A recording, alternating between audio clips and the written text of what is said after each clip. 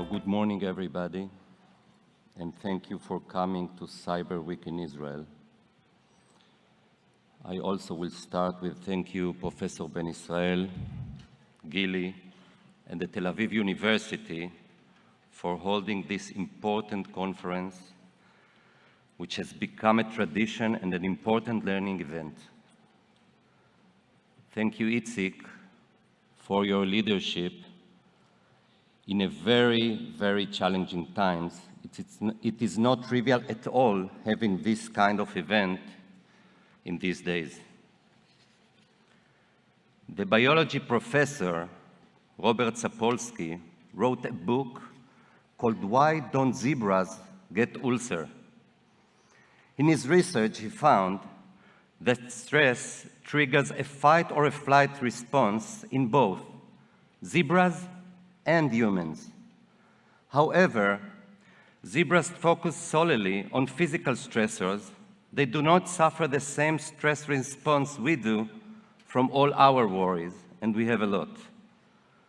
After the nearby lion gets a prey, they physically shake off excess stress hormones. When you zoom out and take a look, our beautiful country, our people, our history shows that we have shaken off many predators in the past. We have prospered through time, built a great and amazing country, and reached amazing peaks. We have shaken what held us back, and we moved on.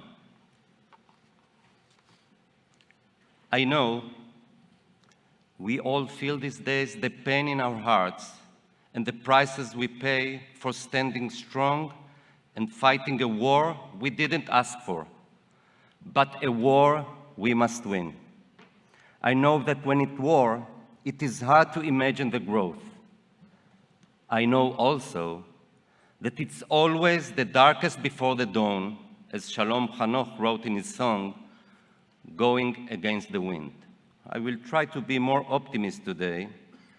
I'm sure it will be more than the state comptroller. On October 7th was the darkest of days, and the war is taking its prices. Prices in lives, in economics, in every field. Even in cyber, the attacks are 3 times more than before. But as I said, I believe, I plan, and I see the dawn ahead.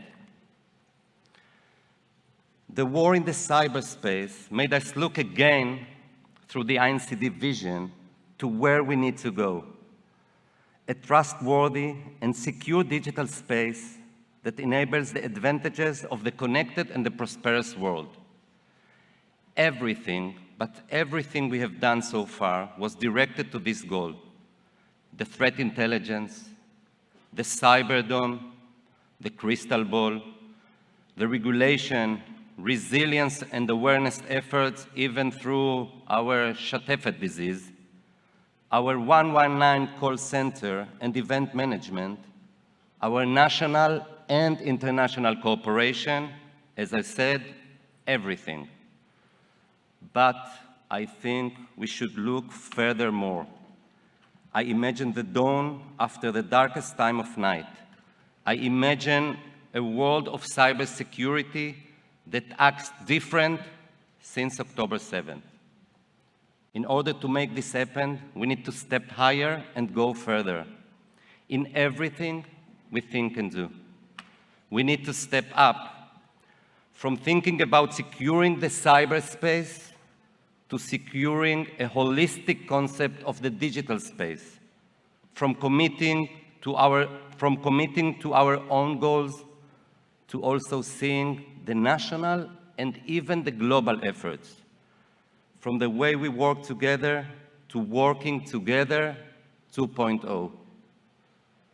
We have already made a very important progress up the working together ladder, from coordination to cooperation, to collaboration, and now it's the time to take the next step up to integration.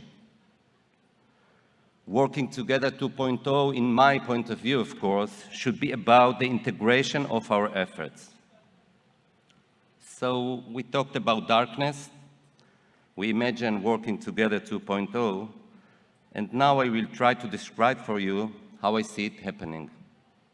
I want you all to close your eyes, not really, of course, just be with me for the moment. I want you to imagine the way to a world where we all bring our values and needs to the same place and integrate them to a secure digital space. And I want to share some thoughts on Working Together 2.0. It will be in cyber operations, cyber innovation, and cyber education. Working Together 2.0 in cyber operations should take us to the next level of mitigation through integration of ecosystems. Imagine a world where we have the national level cyberdome defense, sectorial and organizational on-cloud SOCs, like our Cyber Shield, a project that we are developing. Together, detecting and defending against cyber attacks, while protecting all side interests and privacy. Imagine a world where cyber attacks are detected and blocked by international level ecosystem and platforms. Imagine an integration of information, a multi-level dome like the Crystal Ball project we have launched with the UAE, an AI-based analysis platform enabling countries to attribute and deter cyber attacks, and developing a new culture of trust in the process. So you will say, I'm a dreamer, but you will see I'm not the only one.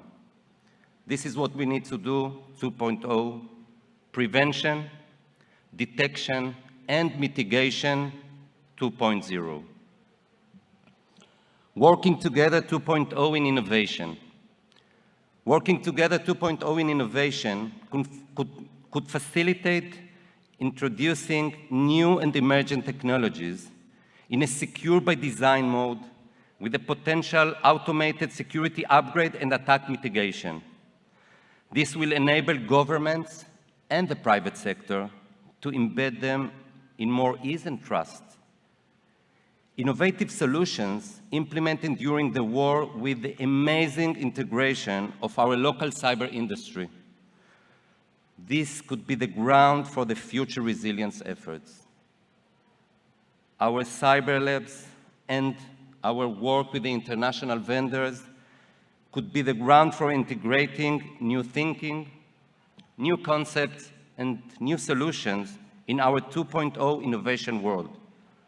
So 2.0 in enabling, implementing, and of course, defending.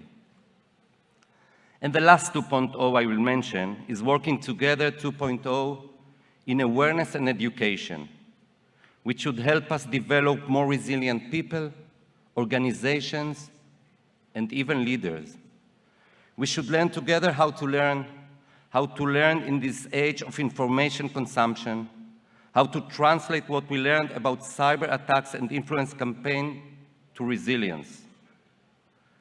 I ask myself every day since October 7th, what will be the October 7th in the cyber world?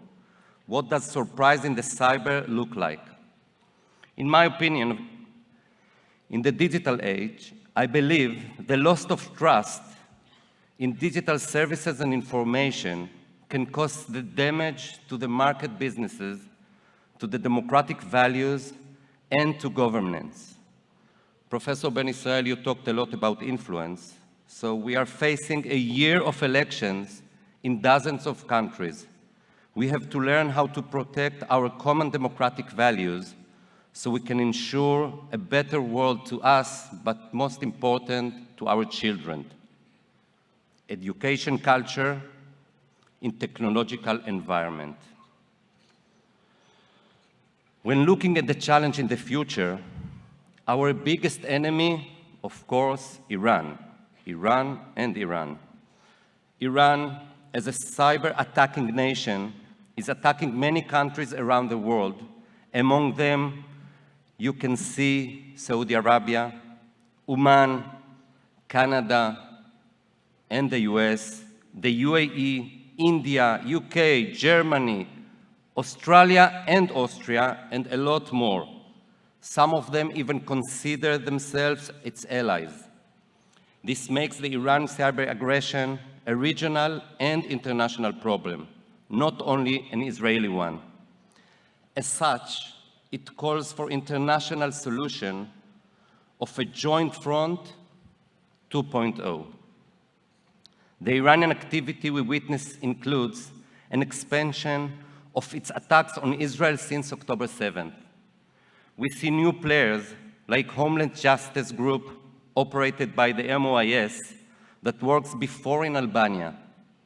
We see the Imperial Kitten work operated by the IRGC both in Israel and the US, where 4 activists and 4 straw companies were sanctioned for operation against federal facilities. We see again muddy water. They are returning to work. And we see the Iranian attacks crossing humanitarian red lines, like the attack on the Ziv hospital in Sfat. The nature of the activity since October 7th is more aggressive, much more CNA, along with the CNI. It combines a lot more psychological warfare. Information extracted is distributed through various media channels like Telegram and X, and mostly not identifying as being Iranians. Phishing is used often for a quick expansion. Among them, we identify campaigns pretending to be even the INCD itself. The Iranians are attacking countries for information extrusion and damaging the digital services. The information stolen from government systems is used for Iranian cyber terrorism.